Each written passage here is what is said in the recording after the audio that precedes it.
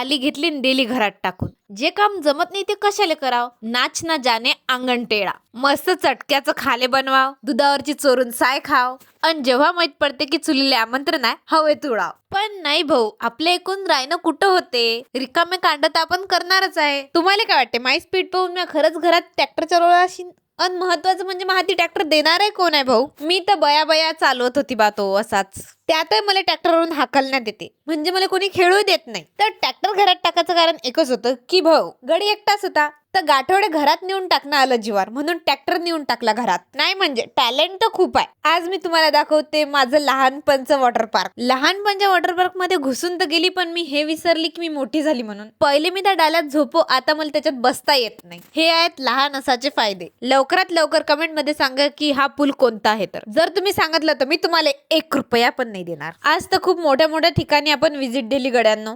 आजपर्यंत म्हटलं मी या रस्त्यानं कधीच गेली नाही. मला माहितच नाही अमरावती हा रोड येते कुठं म्हणून. पोरायले ना ट्रिप्सी कुठून चालवा लागते हे परफेक्ट माहित. एवढं मोठं भारूड सांगितल्यावर सांगतो की मी आज अमरावतीला आली होती माझ्या महत्वाच्या कामासाठी. लाडक्या बहिणीच्या मग गॅसचं टेन्शन हायच आहे भाऊ. हे तिकिटीचं टेन्शन दिलं लावून. जशी गर्दी डेपोत होती ना तशीच गर्दी भाऊ बसमध्ये होती भयंकर. तर आजसाठी एवढंच, बाकी सांगते मी उद्या.